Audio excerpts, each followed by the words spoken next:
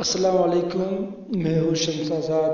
دوستو، آج ہم جس ٹاپک پر بات کرنا چاہتے ہیں وہ ٹاپک ہے ماؤنٹ ایوریسٹ۔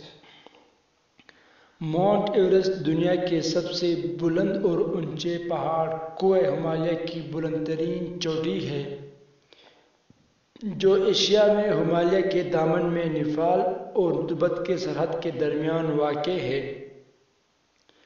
اس پہاڑ کا نام سنسکرت کے پرانی کتابوں میں دیوی گری بتایا ہے، جس کی معنی ہے مقدس پہاڑ کے ہے۔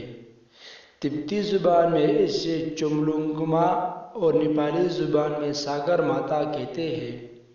سمندر سے تقریباً 8,848 میٹر یعنی 29,028 فٹ بلند اس عظیم شان پہاڑ کی مناسبت سے یہ بڑا شاعرانہ نام ہے، لیکن اس سے ایوریسٹ کا نام ایڈورڈ نامی ایک انگریز نے دیا۔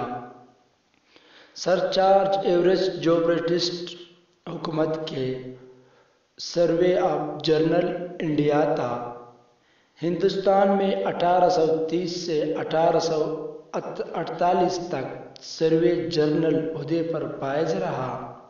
اس کے اعزاز میں اس پہاڑ کا نام ماؤنٹ ایوریسٹ رکھا، جو آج بھی متنازع ہے۔ سر چارلس ایوریسٹ کو نیپالی تبتی پہاڑ کا ماہر سمجھا جاتا تھا۔ 1960 کے اوائل میں نیپالی حکومت نے ایک وضاحت جاری رکھی تھی کہ ماؤنٹ ایوریسٹ نیپالی نام نہیں۔ 2002 میں چینی حکومت کے نمائندہ اخبار ڈیلی نیوز میں ایک آرٹیکل بھی شائع ہوا، جس میں یہ نکتہ اٹھایا گیا کہ مغربی میڈیا کی طرف سے اس پہاڑ کو انگریزی نام دیا گیا ہے، وہ غلط ہے۔ اس آرٹیکل میں یہ تجویز بھی پیش کی گئی تھی کہ اس پہاڑ کو تبتی یا چینی زبان میں نام دیا جائے۔ اسی آرٹیکل میں یہ بھی انکشاف کیا گیا کہ چینی زبان کے قدیم نقشے میں، جو تقریباً 280 سال پرانا ہے، اس میں ماؤنٹ ایوریسٹ کا نام چومولونگما بتایا گیا ہے۔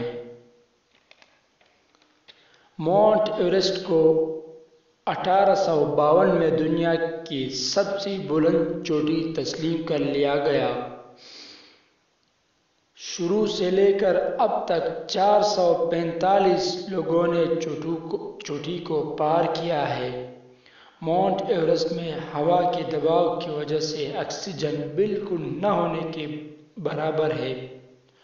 جو لوگ چوٹی پر چڑھتے ہیں وہ آکسیجن اپنے ساتھ لے کر جاتے ہیں، اور جو لوگ چوٹی پر چڑھتے ہیں نیپالی حکومت ان سے تقریباً $12,000 لیتے ہیں۔ اس چوٹی پر چڑھنا بہت ہی مشکل کام ہے، یعنی آسان کام نہیں ہے۔ اکثر انسانی جانیں اس چوٹی پر چڑھنے میں ضائع ہو جاتے ہیں۔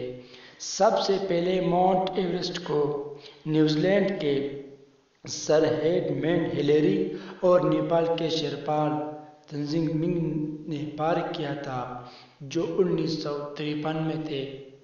دوستو، اگر آپ لوگوں کو میرا یہ ویڈیو پسند آئی ہوئی ہو تو برائے مہربانی میرے چینل کو سبسکرائب کریں۔ انشاءاللہ میں آئندہ بھی آپ لوگوں کی خدمت میں ایسے معلوماتی ویڈیو پیش کروں گا۔